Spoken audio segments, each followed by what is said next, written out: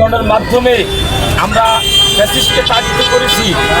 যে আন্দোলনের মাধ্যমে 1400 মানুষ শহীদ হয়েছে, সে আন্দোলনের যে চেতনা ছিল, আমরা মনে হয় আজকে সে চেতনা থেকে অনেক দূরে সরে যাচ্ছি।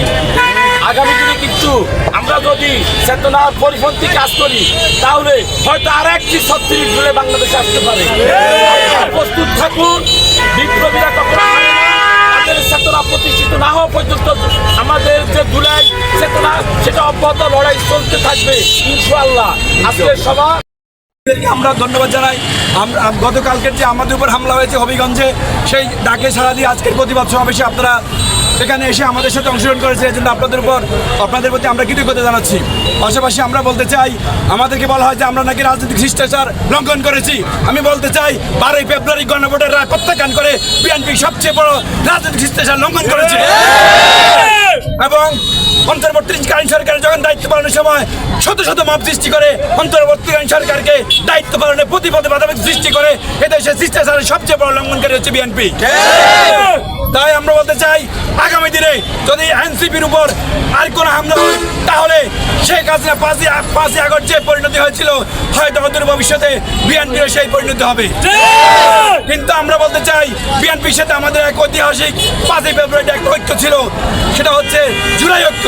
সেই ঐক্য পালন করার জন্য এখানে আওয়ামী পতিত ফ্যাসিস্টের চোখ সাজা আছে কিনা আমরা সেটা খতিয়ে দেখার জন্য প্রশাসনকে এবং বিএনপির হাইকমান্ডকে এই বিষয়ে খতিয়ে দেখার জন্য আহ্বান জানাবো। কারণ এখানে লক্ষ কোটি টাকা বিনিয়োগ করার জন্য এবং দেশের স্থিতিশীলতা নষ্ট করার জন্য আওয়ামী লীগের বড় দিন থাকতে পারে। এবং বিএনপির মধ্যে ঢুকে আজকে জুলাইয়ের বিপ্লবীদেরকে হত্যা করার জন্য তারা প্রতিনিয়ত দাস পালন করে যাচ্ছে বিদেশে বসে বসে। আমরা সোশ্যাল মিডিয়ায় এবং ছোড়া গুপ্তা মিছিলের মাধ্যমে তারা এরকম কর্মসূচি দিয়ে আমাদেরকে প্রতিনিয়ত হুমকি দিচ্ছে। আমরা প্রশাসনকে বলবো অবিলম্বে, এবং বিএনপির ভাইদেরকে বলবো এবং তারেক রহমানকে বলবো, আপনি যে ইতিবাচক রাজনীতি সূচনা করেছেন, মাঠ পর্যায়ে নেতা কর্মীরা যেন সেই ইতিবাচক রাজনীতি অনুসরণ করে। তা না হলে দেশে একটি অরাজক পরিস্থিতি সৃষ্টি হবে। সেই অরাজক পরিস্থিতি থেকে পতিত ফ্যাসিস্ট আওয়ামী লীগ সেই সুবিধা গ্রহণ করবে। তার জন্য এই দেশের বড় ধরনের ভোগান্তি হবে এবং দেশের ক্ষতি হওয়ার অনেক সম্ভাবনা রয়েছে। এই মুহূর্তে আমাদের আগুনে জ্বালো, জ্বালো রে জ্বালো, সন্ত্রাসীদের গদিতে আগুন জ্বালো একসাথে, সন্ত্রাসীদের গদিতে আগুন জ্বালো একসাথে, আগুন জ্বালো একসাথে, সন্ত্রাসীদের গদিতে। হবিগঞ্জে হামলা কেন? প্রশাসন জবাব চাই, প্রশাসন জবাব চাই। হবিগঞ্জে হামলা কেন? এনসিপির উপর হামলা কেন? প্রশাসন জবাব চাই, প্রশাসন জবাব চাই। এনসিপির উপর হামলা কেন?